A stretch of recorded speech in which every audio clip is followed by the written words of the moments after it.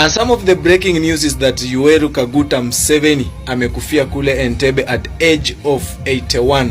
Yoweri Kaguta Museveni alicollapse alipokuwa kwa rally akifanya campaign maeneo ya Entebbe na akakimbizwa kwa hosi na ameweza kupoteza maisha yake mwendo wa saa 12.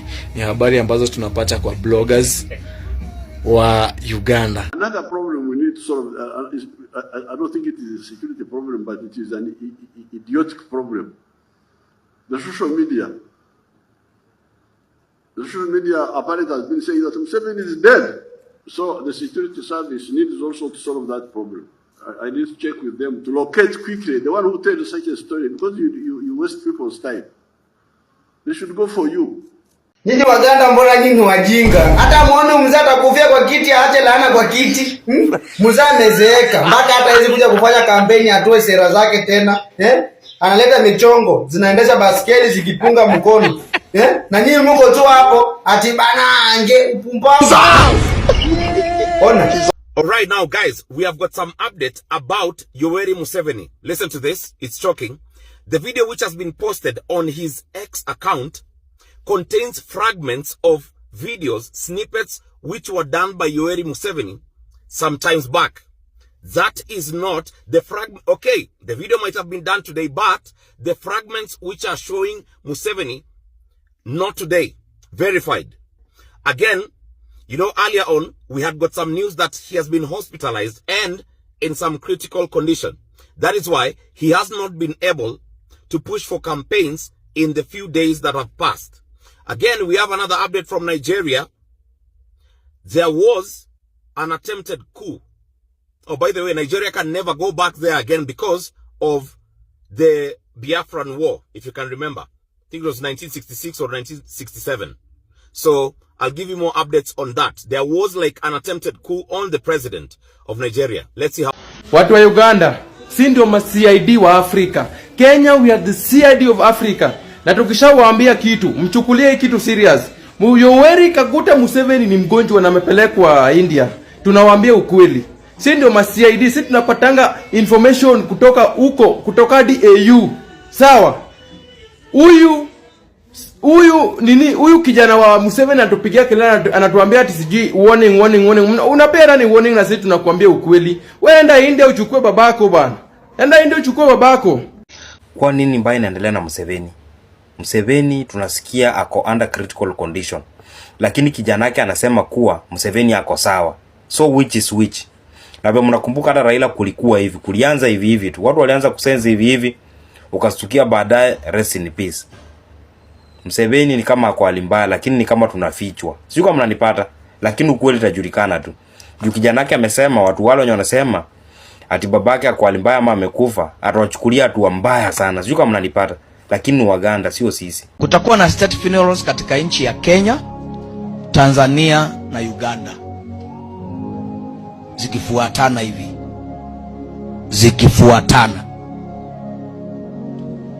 Bendera zitashushwa nusu mlingoni katika hizi taifa tatu. Microphone tengeneze.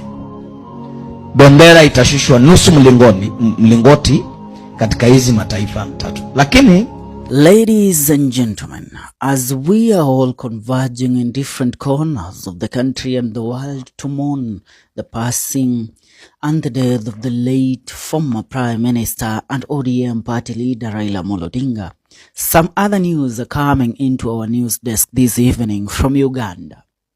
Remember, a certain prophecy was recently made by a Tanzanian prophet or a Tanzanian pastor, where he prophesied by saying that state funerals will be carried out in 3 East African countries. He named these countries consecutively. The first country was Kenya. The second country was Uganda. And the third country was Tanzania. And he said, these state funerals will be carried out consecutively. And when he said this info, we had just heard the rumor that Raila Odinga had been flown out of the country for treatment in Germany. The people around Raila Odinga, including the Raila Odinga Secretariat, issued a statement denying that Raila Odinga was not sick. And so, we believed and rubbished the said prophecy that was made by the Tanzanian prophet. But 1 week later, on Wednesday 15th morning, we woke up to this shocking news of our time. The greatest politician of our century, Raila Odinga, had passed while receiving treatment in India. And after the news broke out, the country converged, the delegates converged, and a state funeral was announced. It has been 3 days of mourning as the body of Raila Odinga is moved from one point to another for his followers and the people that loved him to pay their last respect to Raila Odinga by viewing his body. Tomorrow being on Sundays when Raila Odinga will be rested in a state funeral where he will receive the 21-gun salute, for he is a hero of this nation and deserves it. Now, the next country in the said prophecy is Uganda, the land of Matoke, the land of Yoweri Museveni. The man has ruled Uganda for about half a century right now. But now we are receiving news that Yoweri Museveni is currently hospitalized and is in ICU. I tell you, it all starts like a rumor. It all starts like an hearsay. But at the end of the day, it actualizes. It comes true. It comes to pass. The news of Raila Odinga's passing just came up as a rumor. Just started as a rumor. And then it finalized by us actually being told that Raila Odinga was no more. So it has begun for Yoweri Museveni. Yoweri Museveni, the president of Uganda, is in ICU right now, receiving treatment.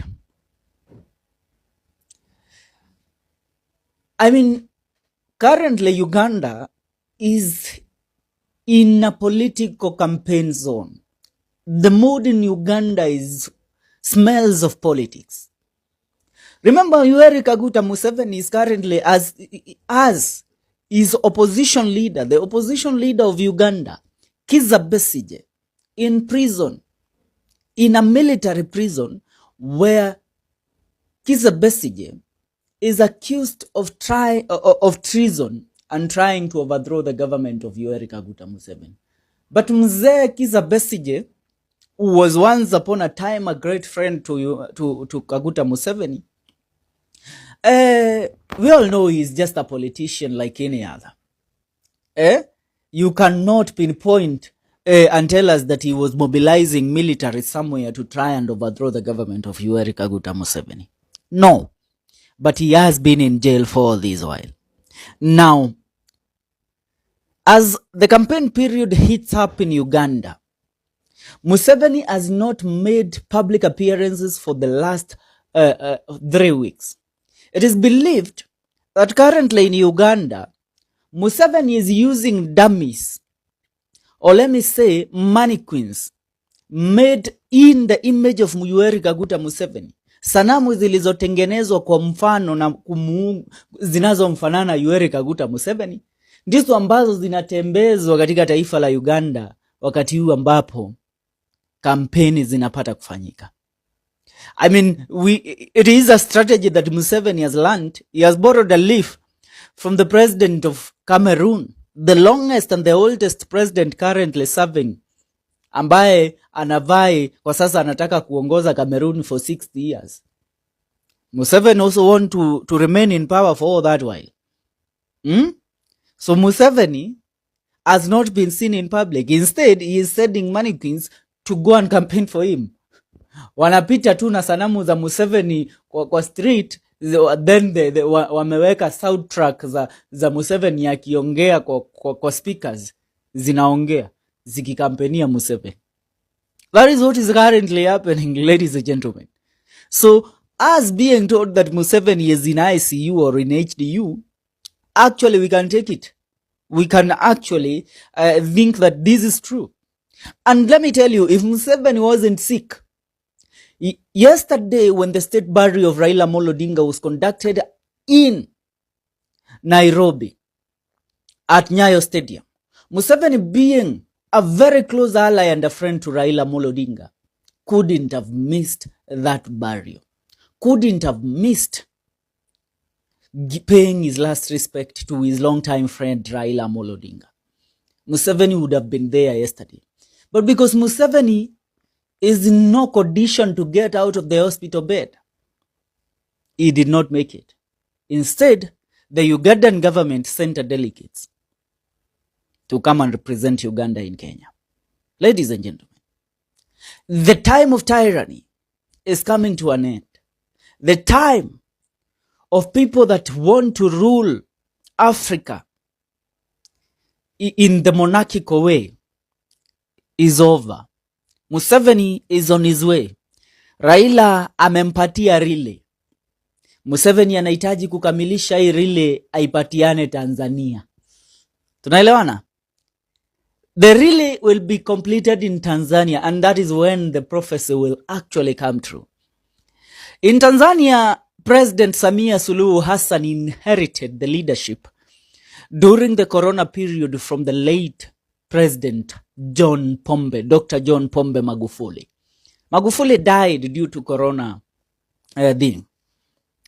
And this Samia Suluhu Hassan, then being the vice president of Tanzania, she inherited and she was sworn in as the president of the Democratic Republic of Tanzania. Now, she has turned Tanzania into another anarchical government, where, as we know right now, the opposition leader of Tanzania is a multi-party democracy country. So the ruling party is Chama cha Mapinduzi, CCM, led by the current president Samia Suluhu Hassan. The opposition party goes by the name of Chadema, led by Tundu Lissu.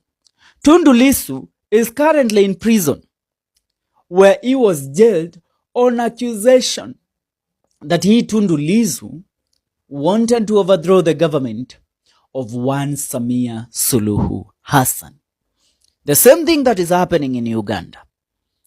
In Kenya, we are mourning a leader that we love, somebody that we cherish, somebody that we wish God had put him alive for some more days. That is Honorable Raila Odinga. In Uganda, there will be celebration. In Tanzania, it will be ululation. Just a matter of let's wait and see. Mtazamaji, this is the Kenyan Daily Report. What is your